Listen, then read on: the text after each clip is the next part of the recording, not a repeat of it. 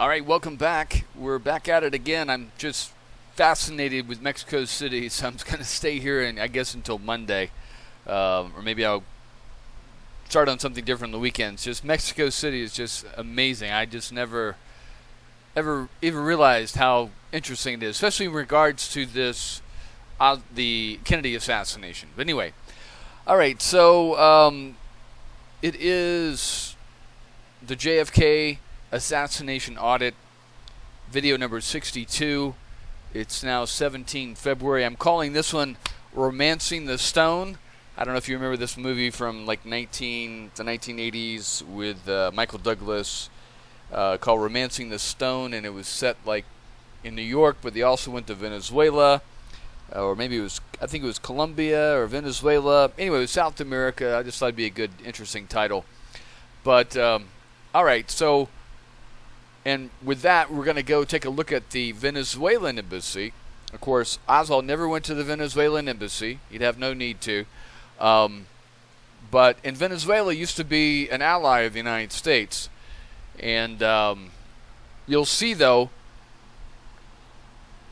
there are lots of Cubans who end up working for the Venezuelan government, traveling back and forth, working with them, and military advisors, things like that. And you'll see the CIA involved in Venezuela also.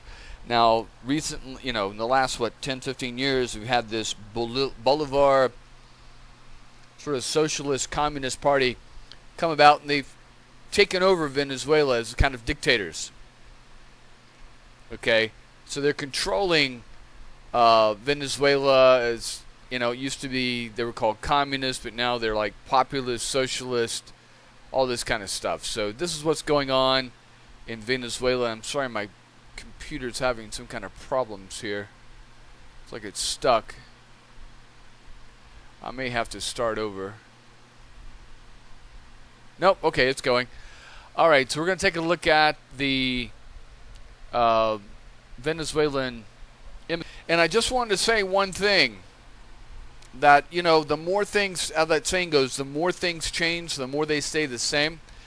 So, you've got this white Russian czarist anti-communist group. Okay, they're fascists, running around in the 60s.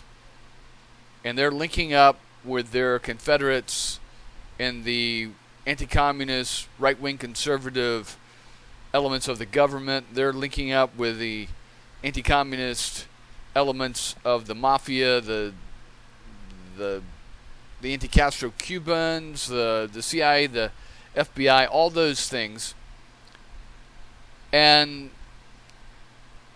nowadays, you have that same group of people, the grandchildren of those people, okay, that don't know they're basically carrying along the same line, okay. But they've basically, Putin's a czarist. He was from the communist era, but he is a czarist. This is how we're looking at it now. Fascism, right-wing fascism, and stuff like that. So the lines are blurred, things are confused, but if you just step back a minute and look at where people are going and oriented, it's easy to figure out. Okay? So you've got the czarists now in control.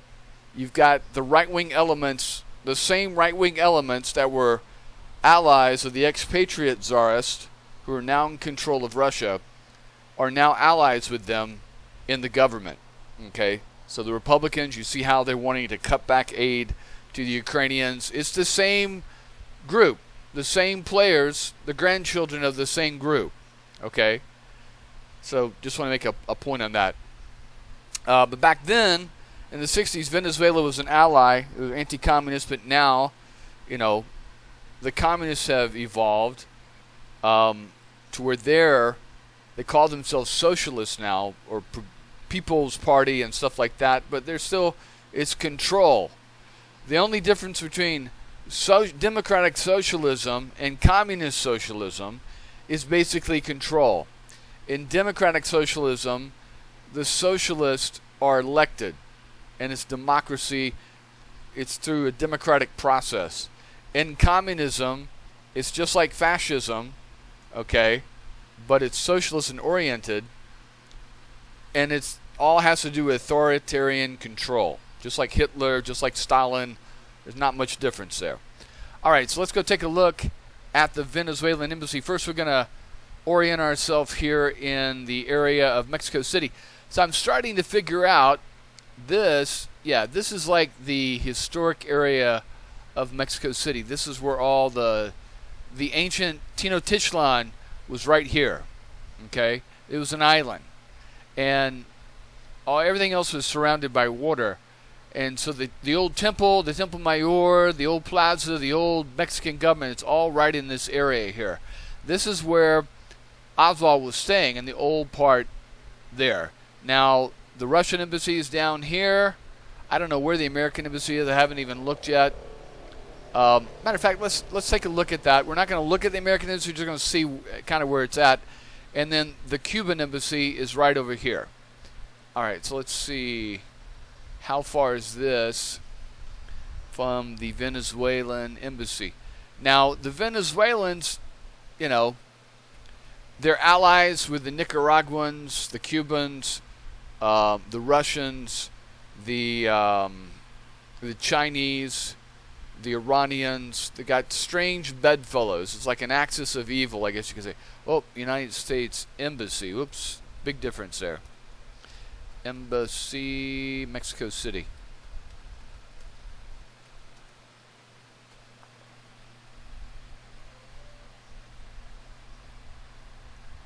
All right, so the U.S. Embassy,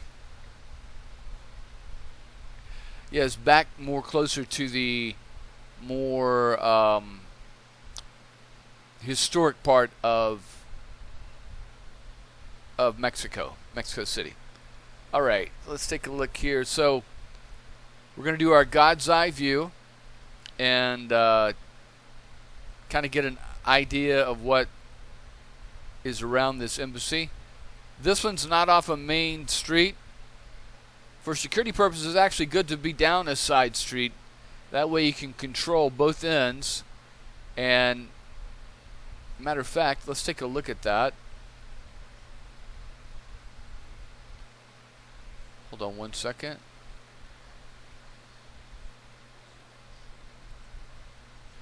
All right, that's not coming up there. All right, so let's take a look here. So here is the Mexican embassy, the Venezuelan embassy. You see how they've taken over this set of buildings here, and then they've got a back lot that's completely empty, so it gives them a back entrance, you know, sort of a back channel. I do find it interesting. You see right across the street, within viewing, you've got a U.S. Meat Export Federation office there. Now, it wouldn't be beyond the CIA to use, you know, some kind of American company or other, you know, company to put up their offices in, because you don't want to just put a little shingle out front saying, hey, CIA office, Mexico City, like that. So that would be a good place to put your office right there, actually.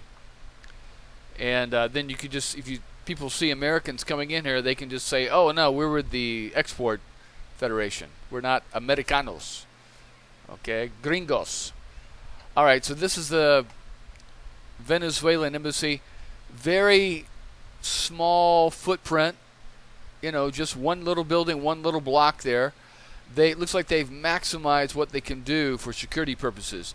Now, over here, they've got a car ramp. Over here, they've got a car ramp. So it looks like, you know, you go in here, or maybe you go in here and then you exit here. They've got an entrance here, and you can see up front, they've put a little tree. This way, see, they've cut the tree down to the bottom of the windows. This way they can look out and see what's going on the street. They put some bushes there. They've reinforced all this with concrete. You know, the doorway's up in here. They got some potted plants. I would think they would have more like posts here, but again, you have to think about the threat, the security threat. The Venezuelans don't have a lot of enemies, okay? I believe there may be some right wing, left wing, um, you know, minor terrorist groups outside of Venezuela that might come after them. But Mexico City, it's not really a main target. It could be, but you see how the door, you'd have to, if you're going to hit them with a car bomb, okay, you're going to have to get around. Let's go back here. The street is here, so you're not going to be able to come in that doorway or that entranceway. You're going to have to get around this tree or push through the tree, and that's going to slow you down. Somebody's going to get around this and bam, right into the stairway, and then up in the stairs, but you got all this concrete reinforced, and it's going to hold down any kind of bomb that's going off. And you've got a little gate here to keep cars from going in. It's very narrow. You see how it's very, very narrow just for cars. So this would discourage any kind of like truck bomb. You got a dump truck, you got an armored car or a big truck full of explosives. It's going to be harder for them to get in to the gate here. You see what I'm saying? All right, so we'll keep looking at the windows or the pictures here. Yeah, let's take a look. Looks like the reception lobby. So you got people, all over South America. They're going to be traveling around. They got relatives in different countries, things like that. So they're going to be trying to get visas. They're going to go on vacation just like we go on vacation to Canada and Europe, stuff like that. So they're going to be applying for visas. See, there's the address. You see how heavy concrete that's probably got reinforced steel right in there. And then they've got a blast shield right here. You see? Reinforced concrete. It's also got this steel little perimeter on the outside. So anything that blows up, okay, this is going to block it. This is also going to block it, okay? Of course, you got your cameras there. And see, they've got these posts here to discourage anybody from driving cars down the sidewalk and then blowing up right there. And you see how the windows stick out. That way they can take a look and see who's coming up and down the street. I mean, for what they have, looks like they've done a good job. Now, see, there's the reception area. And almost every embassy, you're not going to get into the embassy and walk down the hallways and stuff like that and go to offices. Basically, they're going to have, in American embassies, they call it like a U.S. citizens or citizen service area. And it's going to be an enclosed area. You've gone through security, gone through metal detectors, and you get into this area, and they've got, bulletproof glass and little slots down here, and you're going to give them your passport. You're going to say, hey, I need to get a visa, or hey, I need to renew my passport, or hey, I need to file a claim, or whatever you're going to be doing, or I've got an appointment with so-and-so. And then if you've got an appointment to see someone specifically, anything that can be handled at this window, which probably 95% of everything you're going to do is going to be handled at this window, you're going to go through like a door here. Looks like there's some kind of metal detector. And then you're going to go into an individual office there. And see, this is like a little coffee shop down from the embassy. Here's people waiting to get in. Now, when they had COVID, and probably even before COVID, there was a limited amount of people allowed in that service area lobby, just like every place. So you're going to have to get in line, wait outside. I know when I went to the American embassy in Israel, you show up like 7 o'clock or so, and the embassy opens like 8 or 9, and there are already people out there waiting. They're going through, and they're checking you out. They're asking you why you're there. Did you make an appointment? Almost all of them now, especially with COVID, are going to have an appointment date, okay? Appointment date and time. Doesn't mean you're going to get in at that time, but that's your slot. It'll give you like 15, 30 minutes or so to do your business. And they're going to limit it to that amount of people per day, okay? And that's for, service management, but also to keep out too many damn people crowding in there.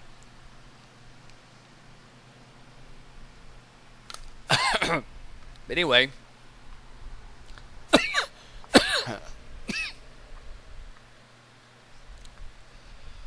but yeah, so that's what that's about right there. Let's see, maybe look at a few more pictures. They're probably going to have some kind of security guy up here. And then Here's some kind of waiting area. Yeah, that's going to be another kind of service waiting area there.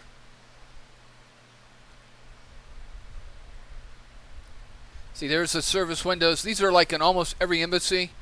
You're going to have one or two people that are going to be helping out, giving them paperwork, taking payments, looking at visas or signing visas, stuff like that. And everything's going to be on camera. You see they've got some kind of, what is that, metal detector there. This is not giving away secrets. Everybody knows this. Everywhere you go, it's going to be like this. Almost every embassy is exactly the same. They got a little notice when they're open. And you see this one looks like it's taken up 2 buildings or 1 building. You see they've got another gate here, so I would assume this is the entrance gate because the car traffic is going this way. And then the other one here is the exit gate. And then in the middle, you've got the service entrance for pedestrians.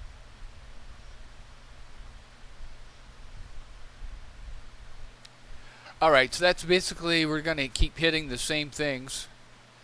And like I said, I've been to not hundreds, but many, many embassies, and it's always the same. You know, always the same like that. Everybody kind of has standardized their security procedures. Okay, so let's go back. We're going to go down to the street level. Basically, see the same things. Alright, but first of all, I want to go up here. So a lot of places will encourage all the embassies to be, or some of the embassies to be, or group of embassies to be on the same street. Okay, and that way they can have cameras and security guards at the end of that block, and they can just monitor everything that's coming in. That is the host country, okay? That way they can guarantee protection, a little better protection for the host country. Because again, like I said, you want to provide security for other countries because you want them providing the same level of security for you, okay? That way it's not a free-for-all.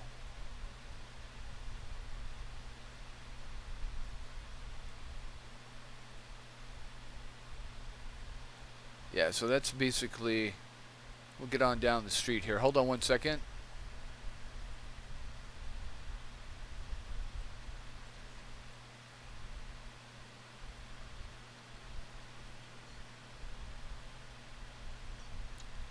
Alright, so you see how, okay, so if you're Mr., let's back up a little bit.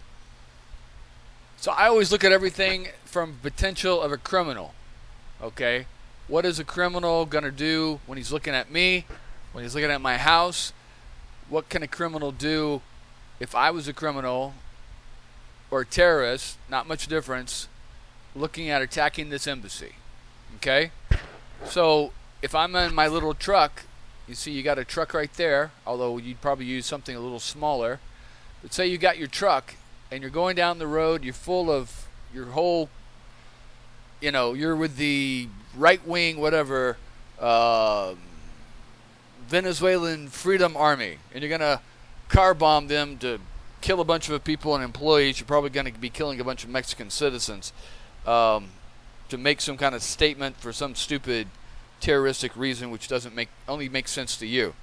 So you're going to drive this way, and boom, if you hit here, okay, you're not really hitting the embassy. They've got a blast bar right here, a real solid wall and a solid gate.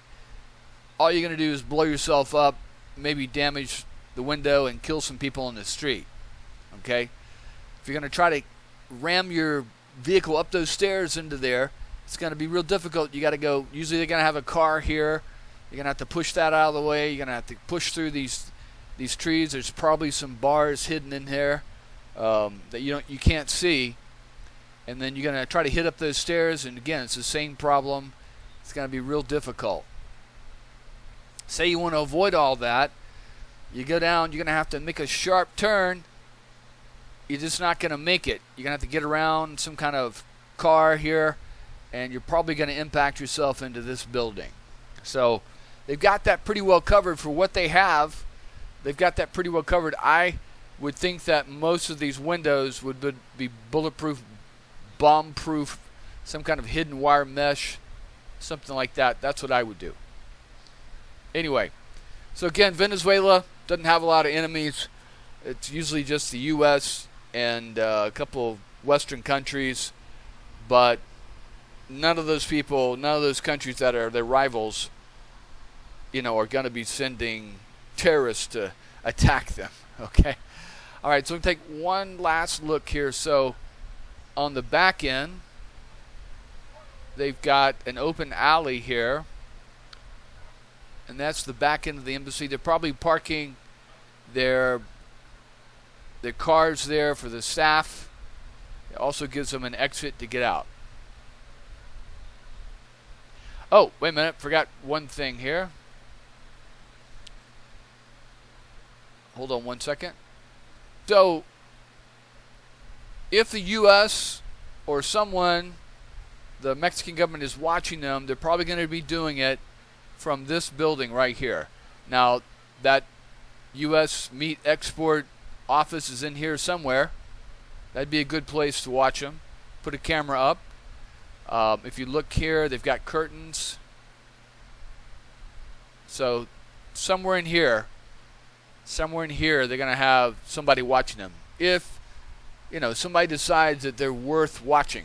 You could just basically have just some individual apartment, and then the Mexican government or the CIA, the U.S. government comes to them and says, hey, we'd like to put a camera up, a little box in your corner here of your window, and we're going to pay you, $1,000, $500 a month just to let our box there, and then every, week or so we're going to have our guy come by and maybe do some maintenance on the box, stuff like that.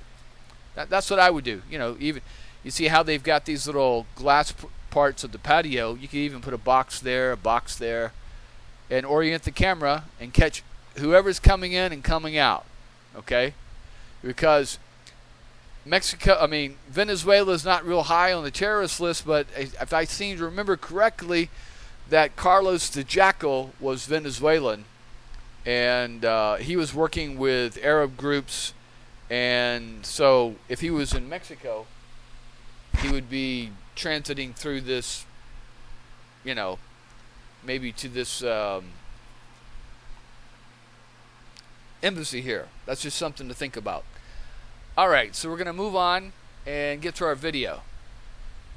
All right, so we're back to this podcast. This is Mexico Unexplained, Lee Harvey Oswald, Mexico City. Like I said, this guy is really good, got some good information, and we'll get back into it here. On the front entrance. Many of the phones at the Cuban and Soviet embassies were tapped. A total of 30 wiretaps recorded incoming and outgoing calls from the embassies. Agents at remote CIA listening posts would transcribe relevant phone conversations, whether they be in Spanish, English, or Russian, translate to English if need be, and consolidate the transcripts in what were called daily resumas.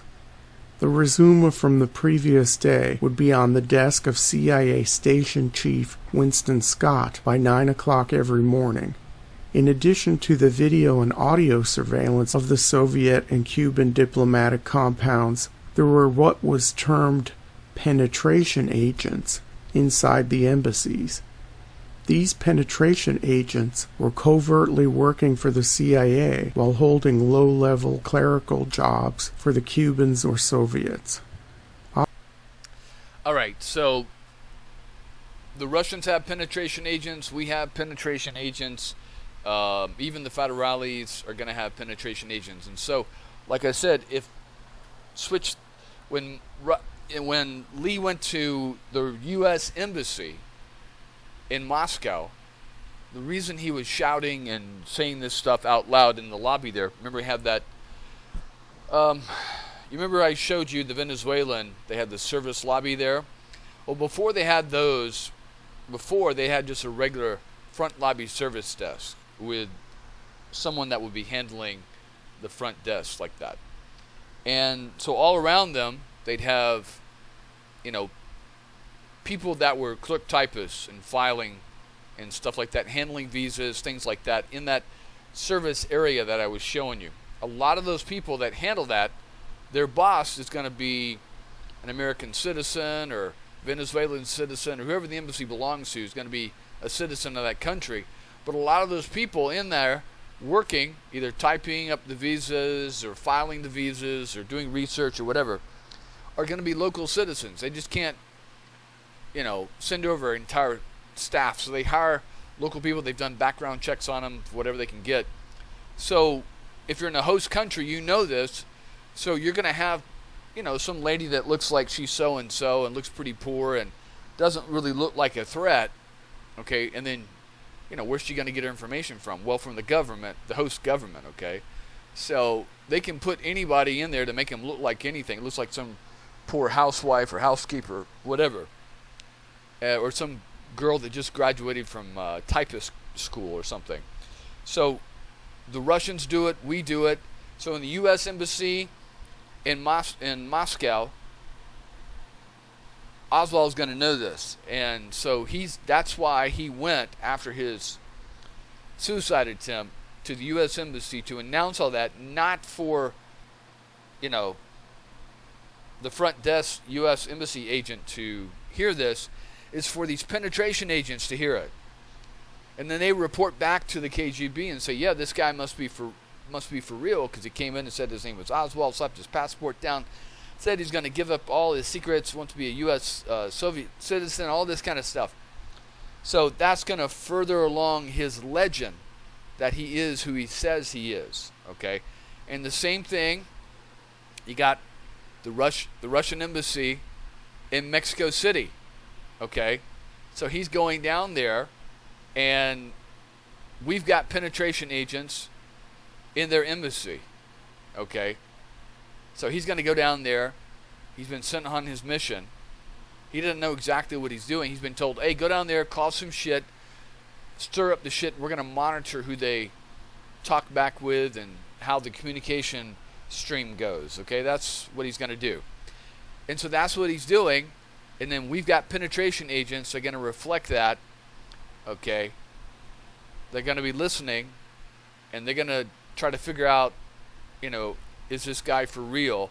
Because, again, you've got people in the CIA, like the station chief, who doesn't know who Oswald is.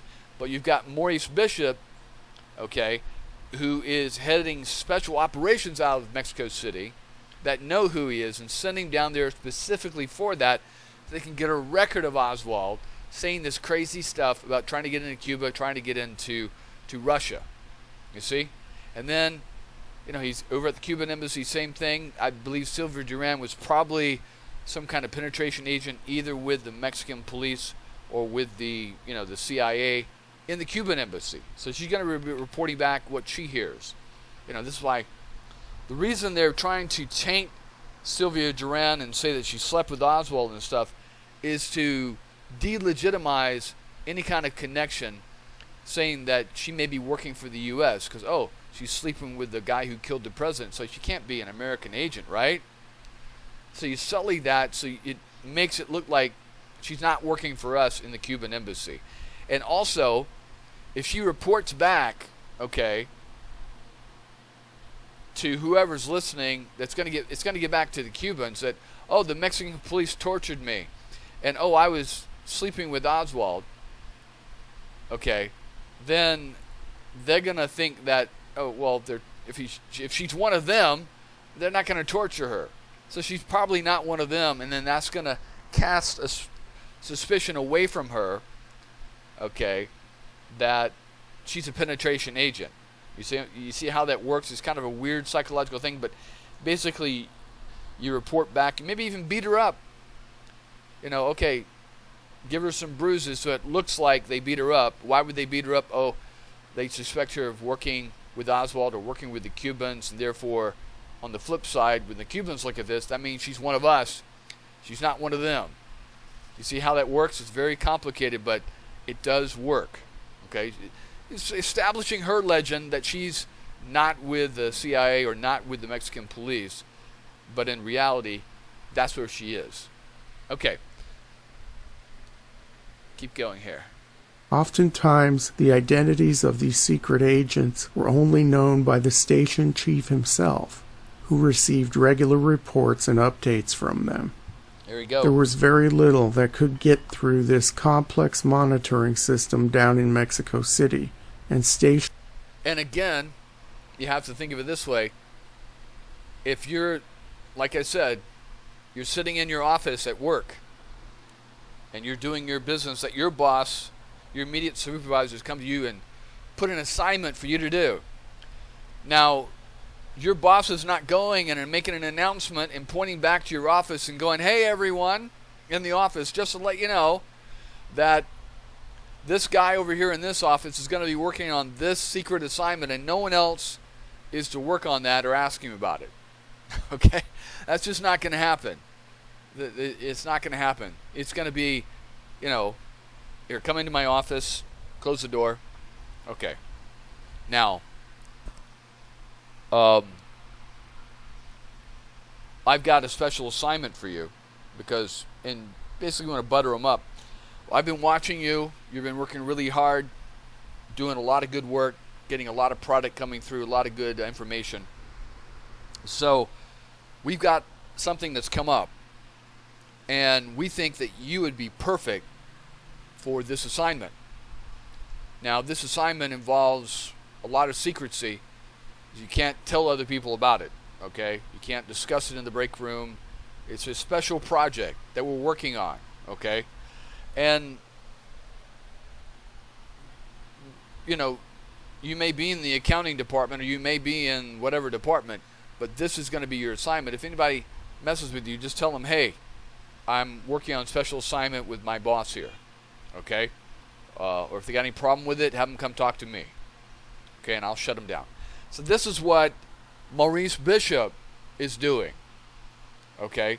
He's got people out there in Mexico City running around, and he's got them on special assignment in embassies and stuff like that. He's not telling his boss, or he's not telling the station chief. The station chief would have no idea, okay? All he knows is his boss sent Maurice Bishop down, they gave him an office, and now he's head of special operations, and you're not supposed to talk to him and ask him what his assignment is. Just go about your regular business. So Maurice Bishop's been sent down by the station chief's boss, and he's handling special operations, which include Oswald. Okay? So if the station chief, his job is to figure out who are these people coming to the Mexican embassy, coming to the gate, and doing all these crazy things, or the Cuban embassy, he doesn't know who Oswald is. All he knows is this American's showing up there. So they're snapping away photos, they're recording it and translating it. He doesn't know who he doesn't know that Maurice Bishop and Oswald are working together. Okay? See how that works? You can basically compartmentalize almost anything. It happens every day, not just in the CIA, but, it happens in the corporate world every single day. And not just big money defense contractors. I'm talking, when I was in call centers, I had a specific job I was supposed to do. And, matter of fact, I had a couple employees getting mad at me because the way I was handling customers was not the way they were told. And they actually started reporting me to my supervisor. My supervisor would shut them down and say, hey, he's handling a special project, and go back to your fucking work and leave him alone. And it wasn't nothing top secret, nothing like that. So this is what's happening with Oswald. He's on an assignment, he's got a baby on the way. I'm sure Maurice Bishop told him, hey, you got a baby on the way. If you get this assignment good, you get a bonus, okay? And that'll give you some money to take care of your wife and brand new child. Something like that. And I just love this picture because again, that looks like a man who's disgusted. That looks like a soldier who did his job and then got fucked in the end. Okay? And he's now realizing it. The whole weight of the world is coming down on him, and he's like, geez, what the fuck? I did what I was supposed to do. And then now all this shit's happening. This is not what I signed up for. But I'm going to keep my mouth shut, because eventually they'll figure it out, and they'll get me out of here. They'll cut me loose, because, that's what they told me. If anything bad goes down, just keep your mouth shut. Maybe make a call to this person in North Carolina to let us know that, you're still with us. And he'll send on the message to us there. Just keep your mouth shut, and we'll get you out. Okay, but Oswald has no idea he's going to be killed. Anyway, we'll keep going. Chief Win Scott was known throughout the agency for running a tight ship. Lee Harvey Oswald's movements and activities in Mexico were lightly touched upon in the original Warren Commission report in 1964, but further expanded in the report generated by the House Select Committee on Assassinations some 15 years later. Oswald allegedly arrived by bus in Mexico City's Central Camionera, or Central Bus Station, at 10 a.m. on Friday, September 27, 1963, and departed for Texas on Wednesday morning, October. And just a little side note about, I haven't made up my mind about Judith Vary Baker yet. I think some of the stuff she says is maybe legit. It sounds good, but I totally don't buy this BS where, she's saying that Oswald was traveling to Mexico with this,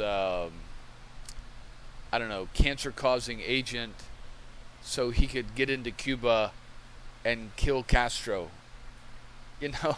Again, that's really stretching it, because how the hell is this American going to get close enough to Castro to give him this cancer-causing agent?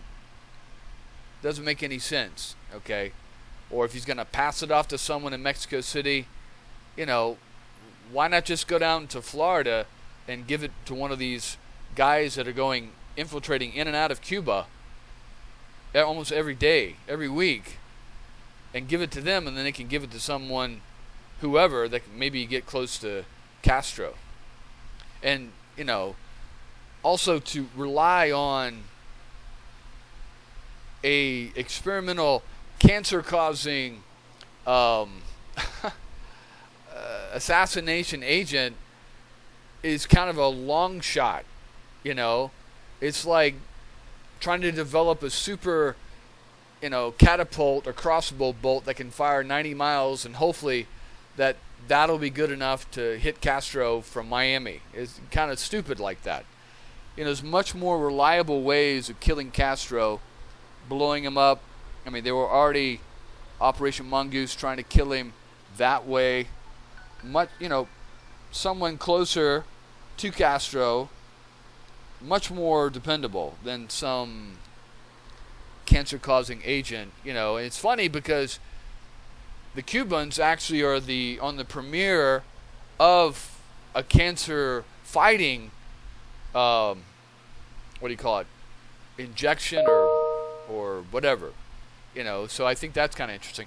But yeah, I'm not so sure about Judith Baker's story about the reason Oswald went to Mexico City. I think it's more close to painting him as this crazy man, but they're telling him that we want you to go there, stir up some shit, and we're going to monitor how they respond to you. Okay? Same thing when you went into Russia the first time. We're monitoring who's making decisions on you.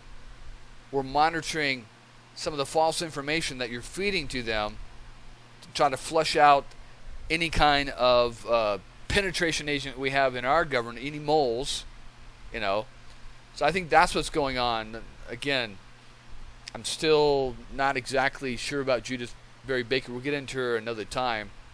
And it could be she may is telling the truth that she was told. They could have told her the story, to not let her know the true facts of what was going on and things like that. Anyway, so we'll keep going. October 3rd, spending 5 full days in Mexico. While in Mexico City, he made contact with the Soviet and Cuban consulates by phone and in person. His objective was to secure 2 travel visas, one in-transit visa to Cuba, and then another visa to his ultimate destination, the Soviet Union. Oswald had lived in the Soviet Union before. After an honorable Again, I know I said this before, but think about it again. It's by the time Oswald gets out of here, it's the beginning of October. In 2 weeks, he's got a brand new daughter. His wife is like 8 months, more than 8 months pregnant. He got another daughter there also. Okay? His wife is going back to Dallas with Mrs. Payne with her daughter, and his wife is pregnant. I mean, do we seriously think that Oswald is going to leave them behind, go chasing off, trying to get into Cuba so he can transit into the Soviet Union? It just defies belief. And then somehow all that's completely moot because he's going to kill the president in 2 weeks or 2 months. I mean, all these things are just ridiculous if you think about it. Okay? What it is, like I said, Oswald is doing a mission for his country. He's been handled by someone. He didn't know he's been set up. They're telling him, go down to Mexico, stir some shit up. You get a nice little bonus for your baby, that's coming up. Think about it. Why would he be doing all this crazy shit unless someone is paying him to do it? Okay, we're going to give you a nice little bonus for your baby that's going to be born. Okay, that's pretty good damn motivation to do something. Unless he's just absolutely insane. And, we've listened to plenty of people who've talked to Oswald and say, no, he's not insane. He seemed pretty damn reasonable to me. Anyway, keep going. Discharged from the U.S. Marines in 1959, he defected to the USSR and settled in the city of Minsk, where he married a Russian woman, Marina Nikolaevna Prusakova. He returned to the U.S. with his Russian bride in February of 1962. He had special interest in Cuba because not only was he an avowed Marxist, he was also the New Orleans president of the Fair Play for Cuba Committee, a left-wing organization that supported the new dictatorship of Fidel Castro. When Oswald arrived in Mexico City on Friday, September 27th, he immediately got down to business. He secured a hotel room and then, according to the government investigations, made 2 phone calls to the Soviet consulate, one at 10:30 a.m. and one at 10:37 a.m., asking routine questions having to do with hours of operations and when the consul would be available to process visas. The caller spoke perfect Spanish. This is troublesome, as Oswald did not know how to speak Spanish. We will leave that for now and continue with the timeline. At 11 o'clock on the same Friday morning, Oswald showed up at the Cuban consulate, which is located in the Cuban embassy compound. See, that's a problem I have right there. Alright, so let's take a look. Hold on 1 second. Alright, so let's reorient ourselves. This is Oswald's hotel. Here is the Cuban embassy. Okay, so at 10:30, he arrives at 10 o'clock, checks in. 10:30, he calls the Russian embassy. 10:37, calls the Russian embassy again. And then at 11 o'clock, he arrives at the Cuban embassy.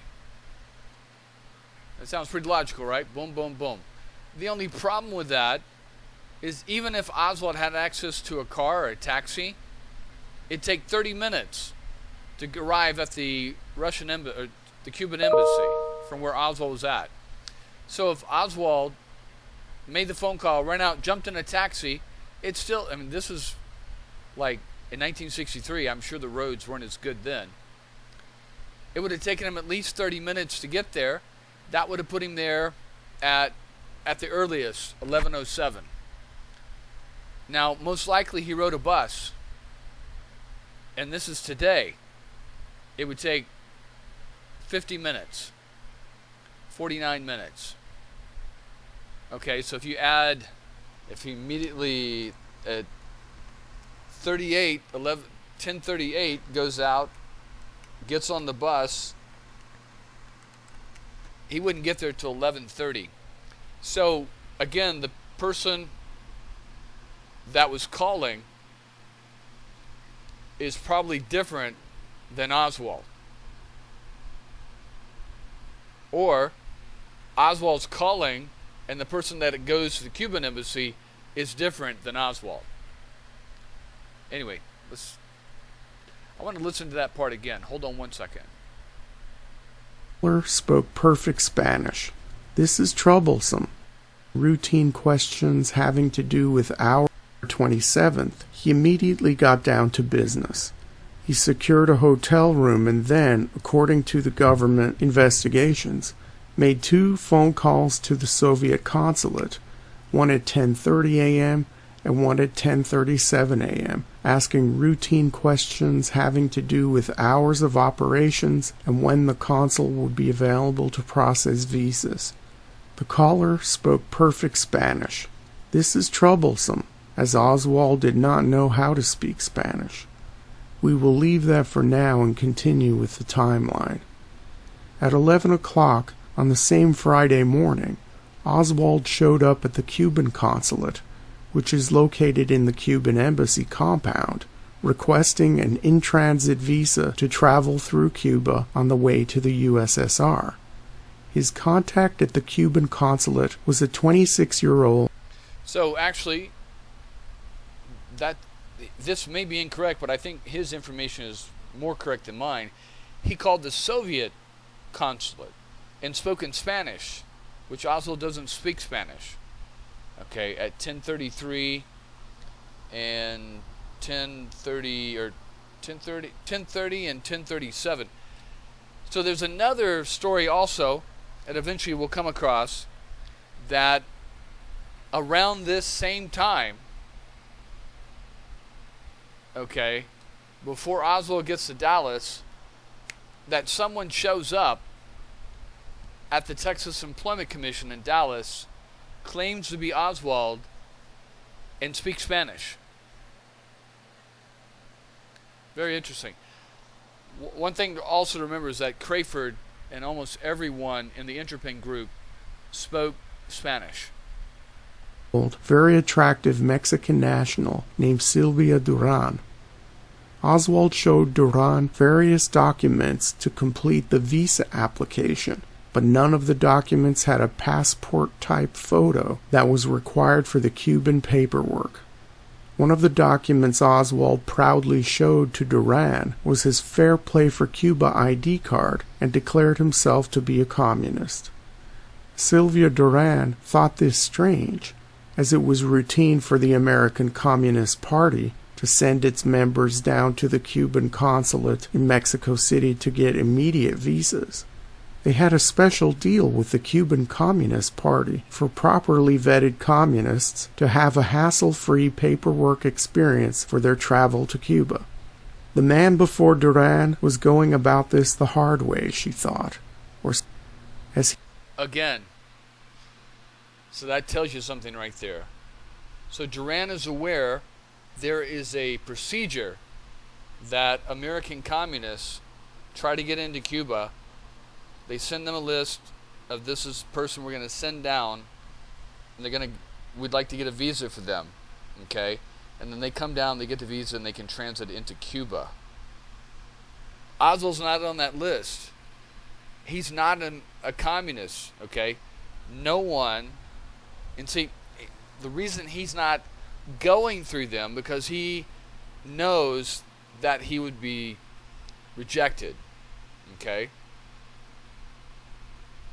And that he wouldn't be able to get into that group. He wouldn't be able to penetrate that group. And that's another question you have to ask yourself. Why isn't Oswald associating with the American Communist Party, any kind of left-leaning pro-Soviet, pro-Cuban groups in Dallas or New Orleans or anywhere in the world? Now, they got letters of him being sent out there, but those people were very, very wary of Oswald because, I'll put it to you this way, by this time, the American Communist Party basically was completely penetrated by turned agents that are on the hook with the FBI. So basically people that, got arrested by the FBI, set up by the FBI, were under charges by the FBI, and then the FBI was using them. And they estimate that probably 50-60% of the American Communist Party members were working or informing for the FBI. There was nothing that was going on inside the American Communist Party or their other front groups that Hoover and the FBI didn't know about. Okay? So why isn't Oswald contacting these people? Very strange, huh? He's a socialist, he's a communist. The government's trying to make him out to be this wild-eyed, crazed communist, but there's nobody in the Communist Party that even knows who the hell Oswald is, except for a couple of people in New York that he sent letters to. Don't you think that's fucking strange? Don't you think that in, 25 years of life that Oswald has never, ever, ever befriended another communist? That his only friends are in the rich elite, intelligence, right-wing community in Dallas and New Orleans. I mean, that's the strangest communist I've ever heard of, because most people like to associate with people that think the same way they do and that have the same outlook on life and values that they do. That's why we have these Facebook groups and these, we block other people that don't think the same way we do or attack us when we end up, in an echo chamber of people that agree with us on Facebook and Twitter and all these other places. That's the same thing the way people are. They want to associate with people that think like they do and associate like they do. But what is Oswald doing? He's hanging out with this rich guy that hangs out with oil billionaires. And he's hanging out in New Orleans with people who actually try to penetrate and catch communists right next to the FBI offices and the CIA offices and naval intelligence offices. It's very strange he's a very strange kind of communist. Okay? He's only a surface communist. It's like a paper tiger. There's no meat underneath it. It's all just for show. And see, again, we're going to end here with this video. This is why Oswald has this look. Here I've done all this shit. I've fucked up my life. Even my parents, my brother, my mother think that I'm a communist, but they don't know that I'm doing this for my country and I'm serving my country. And then this is how the government repays me by framing me for killing the President of the United States? That's a look of disgust right there.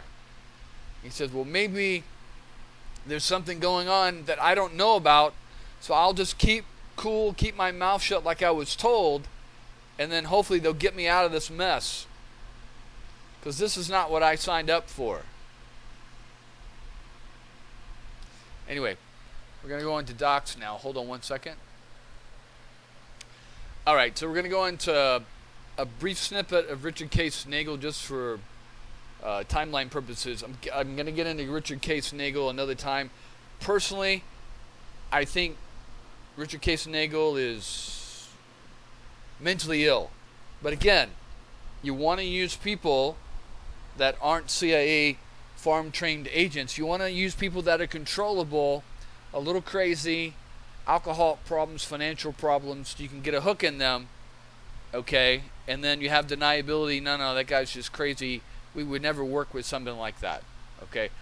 But don't you think it's interesting that on the 20th, okay, so let's go back here.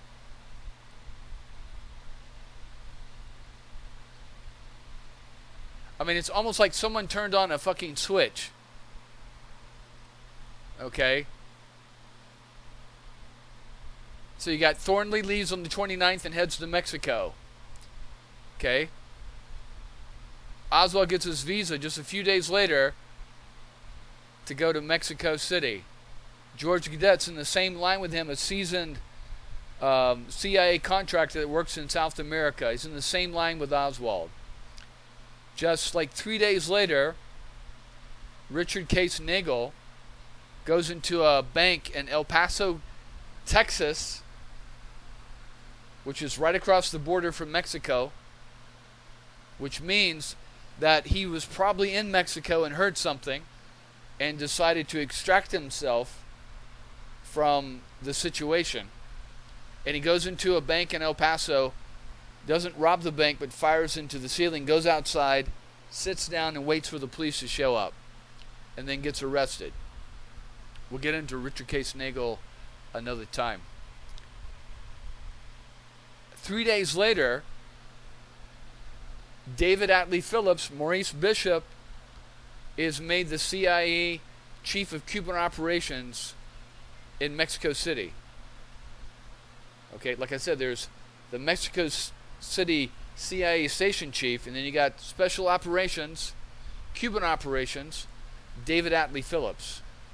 Okay, and who is David Atlee Phillips? There's been a lot of speculation about him and being involved in the Kennedy assassination. I'd say that's pretty well placed. So let's take a look at who this guy is. It says David Atlee Phillips, born October 31st, 1922. So in 1963, he would have been 41. Okay? He was a CIA intelligence officer for 25 years and a recipient of the Career Intelligence Medal. Phillips rose to become the CIA's Chief of Operations for Western Hemisphere. That was in Mexico City. Okay. In 1975, he founded the Association of Former Intelligence Officers, an alumni association comprising of intelligence officers from all services. Phillips was repeatedly accused of involvement in the JFK assassination, named by both investigators and agency family members. The House Select Committee on Assassination investigated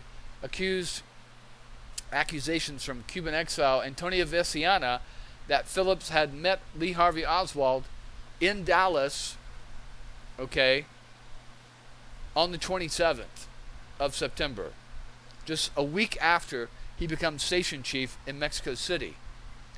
In 1980, a book of Donald Freed and Fred Landis was released accusing him of involvement.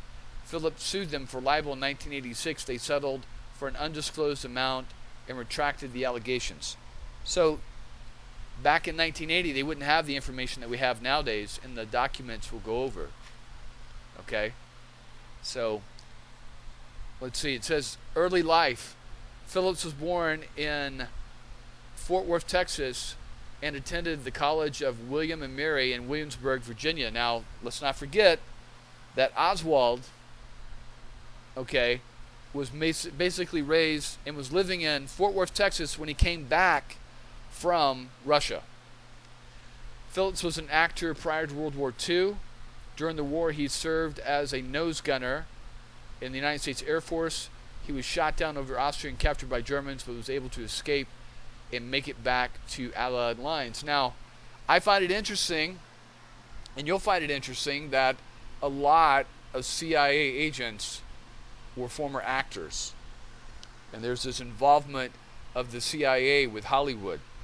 And the reason why is because when you're going undercover, when you're like I said, Oswald was playing a role just no different than Tom Cruise playing Maverick or playing the guy in Mission Impossible.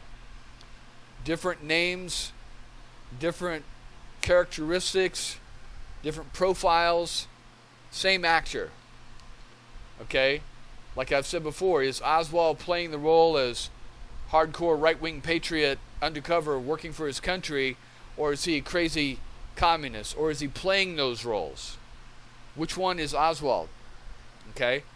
So I find it interesting that a lot of CIA operatives are actors and even use actors because they're good at assuming roles, assuming characters. You know, like, I'll put it to you this way. When you watch this Spider-Man, I hate this new Spider-Man kid, but you listen to him in his Spider-Man role, there's no British accent.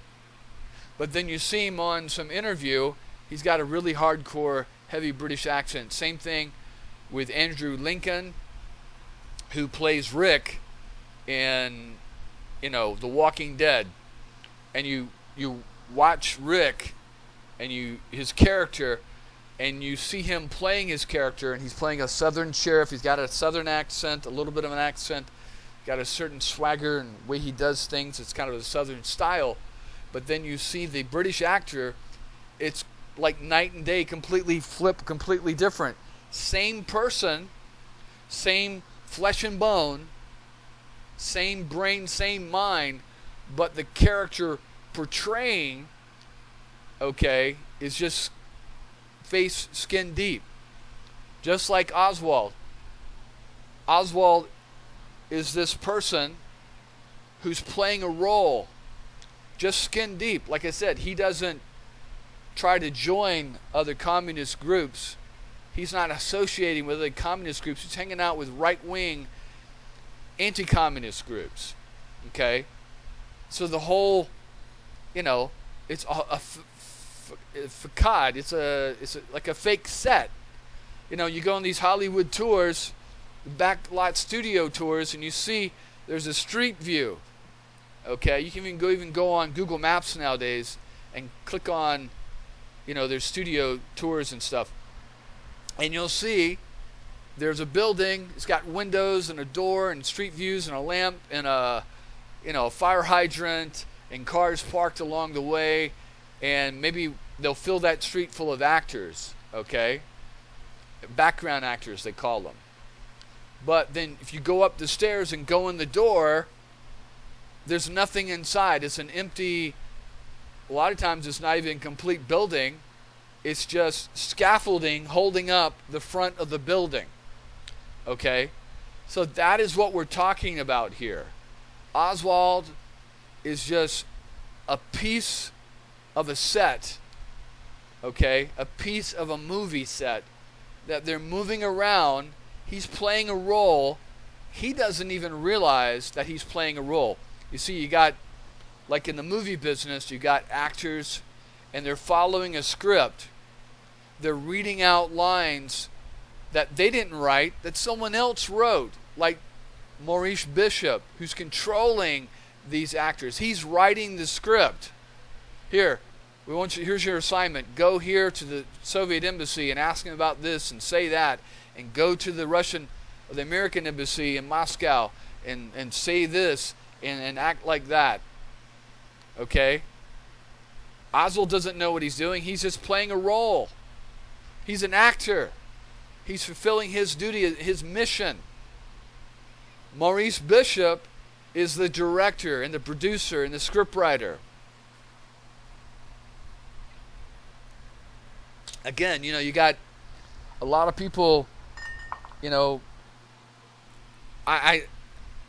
when I watch movies, I was always amazed by how everything looks so real and just like it would be real. But it's the thing you have to step back when you see a movie is realize that everything is completely rehearsed, coordinated, produced, and organized, and fake.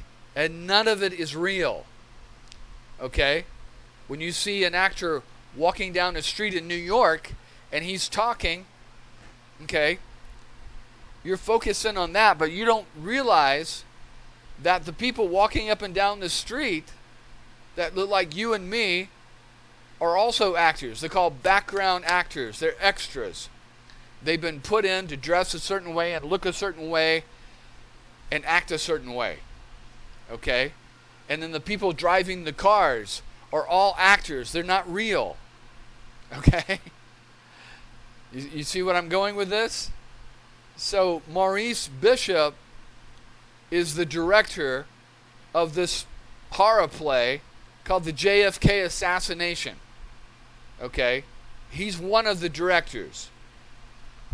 There's a whole production team going on. Oswald is just an actor in this horror story. Here's the thing, he doesn't realize, because he doesn't have the entire script, he hasn't read the ending. You see?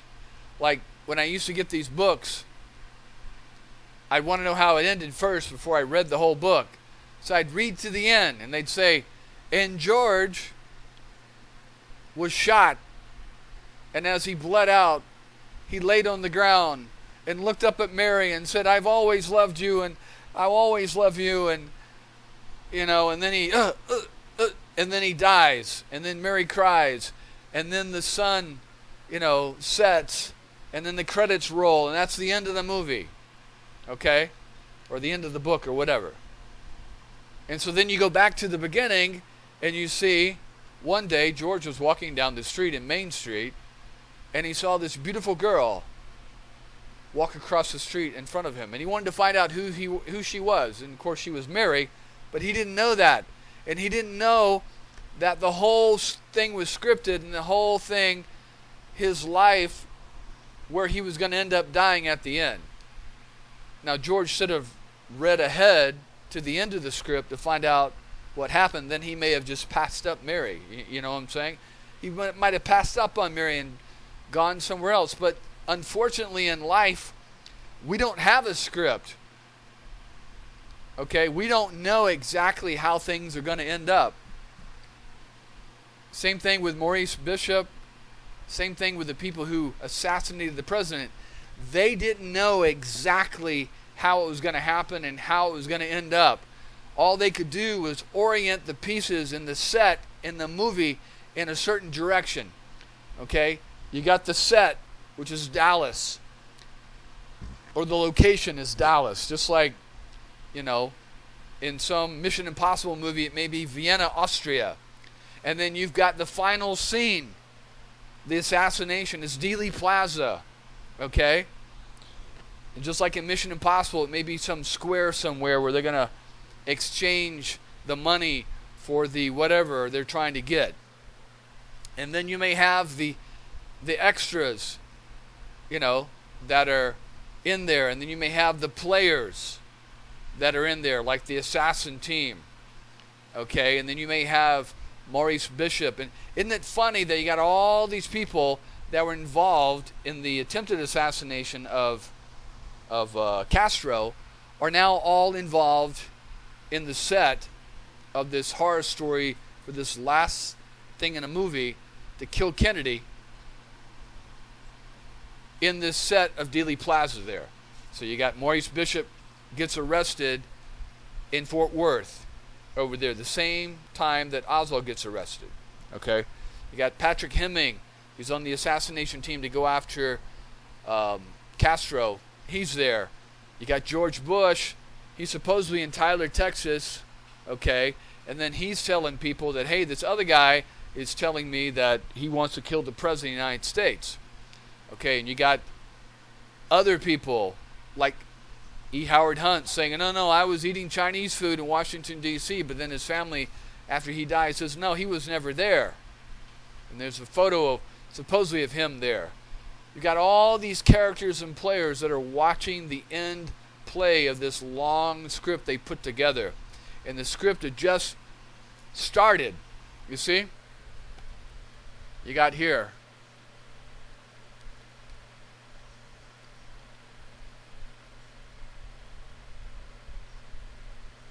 Oswald on the radio arguing and radio and the debate and TV on the 21st of August.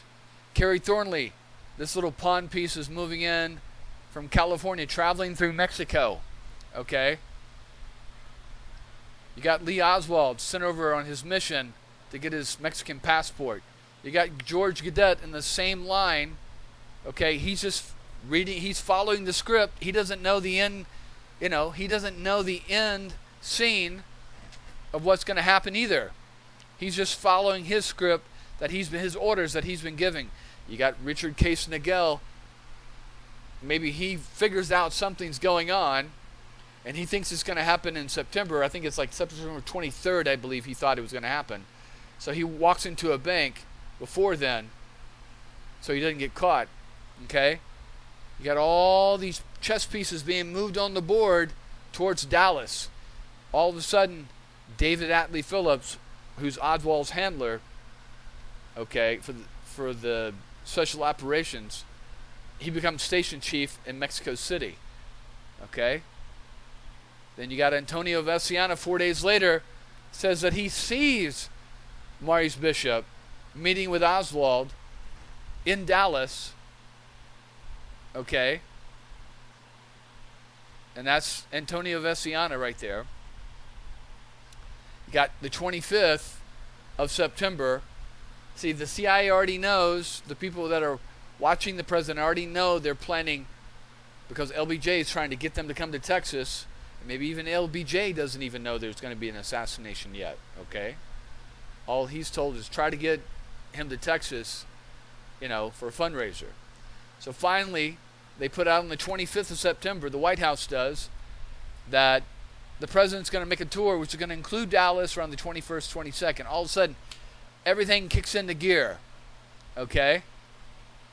Then you've got Lee Harvey Oswald, the very next day, told, get on a bus, go to Mexico City, we want you to do this shake-up assignment. Again, Oswald doesn't know that assignment's going to lead to his death at the end scene of the movie. Okay? That's been scripted. A lot of the people that are scripting the movie don't know exactly how it's going to end either. They have a goal orientation. It's almost like an open movie. They're trying to move the pieces towards the end, but they don't know exactly how it's going to end. Okay? Oswald gets to Mexico City. He's told to go to the Cuban embassy, go to the Russian embassy. That's what he goes. He meets, all this stuff happens. Then you got people who are faking Oswald to make him look crazy. This bunch of Cubans, they go to and meet with Sylvia Odio and talk about Oswald being crazy, that he should have killed the president. The Cubans should have had the guts to kill the president. On the same day that Oswald gets to Mexico City.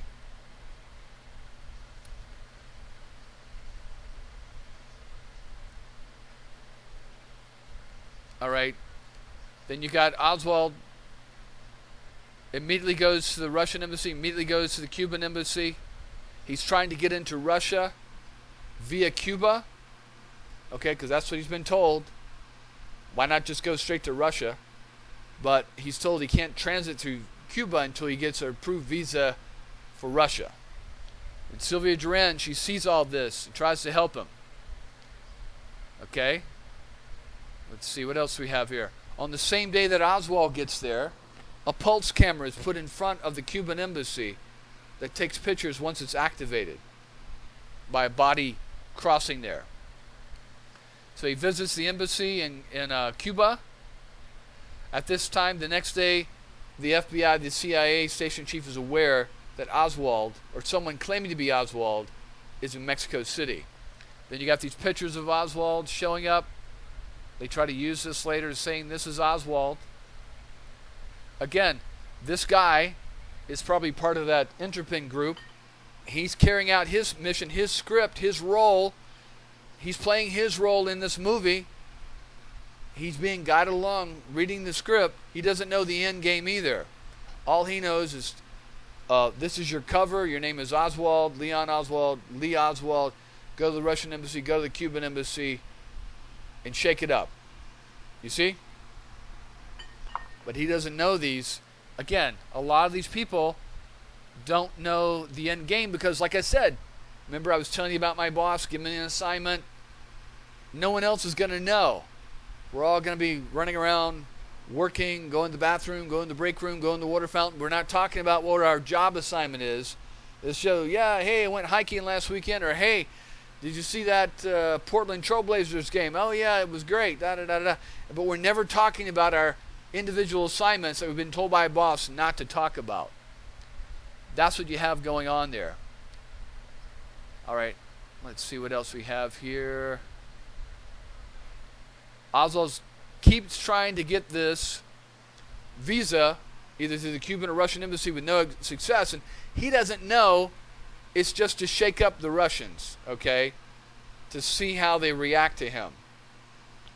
He doesn't know it's also to paint him as this crazy person trying to get into Cuba and Russia. He's getting desperate because he's been told you get a bonus if you get this visa, so try to get this visa to transit through Cuba or Russia. We're going to give you a bonus so you can take care of your children. Okay, he doesn't know that in his desperation to fulfill his mission, he comes across as a desperate, crazy person that they're going to paint later on to fulfill his legend there. All right, let's keep going here. Lots of documents there. There's also this connection between Watergate and Mexico. Nixon was part of Operation 4090, which is to kill Castro. Okay, in his tapes, he tells them to, his aides to go down and talk to the CIA to get them involved and to stop the FBI from investigating the Watergate burglars because it's going to break open this whole Cuban shit. And,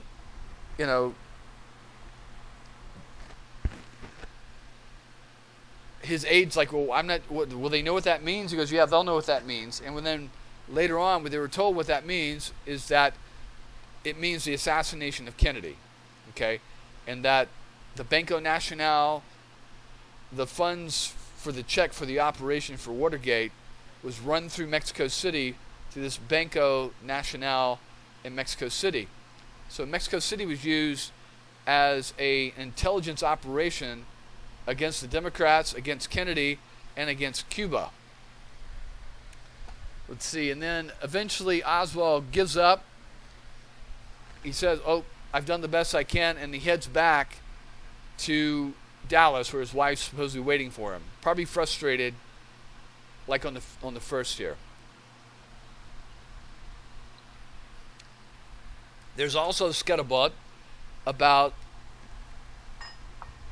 Oswald was supposed to go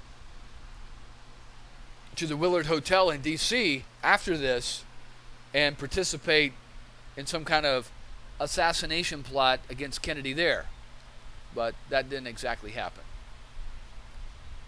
All right, so on the 2nd, he ends up leaving, going back to Texas. He crosses a rise in Dallas, checks in at the YMCA, and then immediately, right around the same time, there is the Miami assassination plot. Okay? So this is when this, redneck southern Georgian guy is caught on tape talking about an assassination plot with high-powered rifles in a hotel room, firing from a building in a triangulation to kill Kennedy in Miami. And so Kennedy's trip is not canceled, but he's flown in instead of being driven in. Around the same time, Ted Shackley and Carl Jenkins, who are also members of this Operation 40, okay, are trying to kill Castro, okay, and that in 2005, Gene Whitten claims that Carl Jenkins said that they turned this team, the same team that was trying to kill Castro, and turned it on to killing Kennedy. Let's see what else we have here.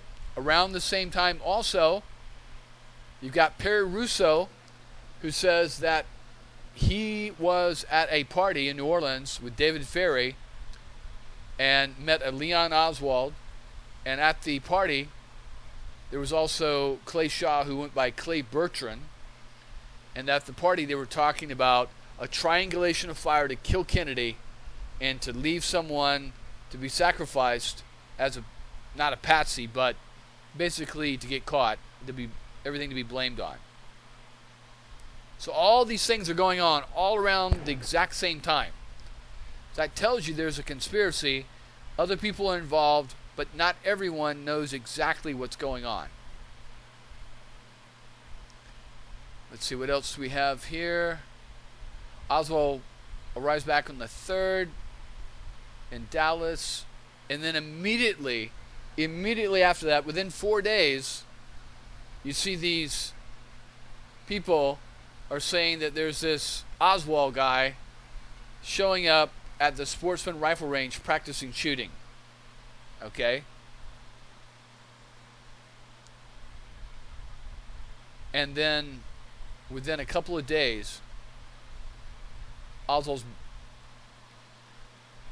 gets a job at the Texas School Book Depository. He's found the job by Ruth Payne. Okay? Also, I find it interesting, right at the very next day after Oswald gets his job, Lorraine Hall and William Seymour, who are part of this Operation 40 group, are arrested for drug possession in Dallas. Okay? So, what that tells me is they're scouting Dallas.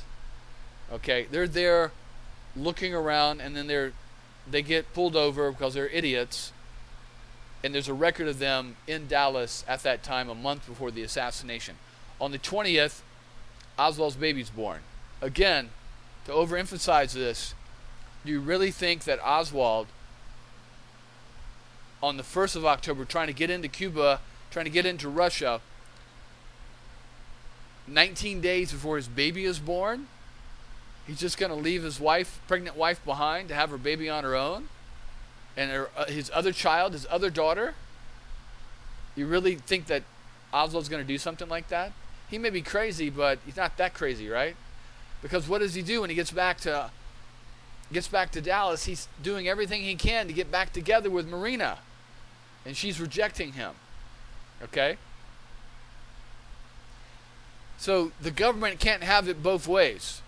Either Oswald, they say that Oswald was trying to get into Mexico City to get the visa, okay, to get into Cuba, to get into Russia, okay? And he's doing all this because he's a loyal communist. He's now all pro-Castro, and so therefore he's trying to get into Cuba to transit back to Russia, which doesn't make any sense. He's got a baby on the way. Okay, in 3 weeks, he's got a baby on the way. And then they say that he's desperate to get back together with his wife. Okay. And in his desperation, he tries to seek a name for himself. Of course, none of this makes any sense. It's either one or the other. You're either trying to get back into Cuba, or trying to get back into the Soviet Union and trying to get into Cuba and you're pro-communist, or you're trying to kill Kennedy and you're trying to get back together with your wife. All these three things don't make any sense. It's either one. You can only do one of them. You can either try to get into Cuba or try to get into Russia, or you can try to get back together with your wife, or you can try to focus on just killing Kennedy. You can't do all four of those things. Doesn't make any sense. Anyway, I've gone over my time. I'm going to stop here, and we'll pick up again tomorrow.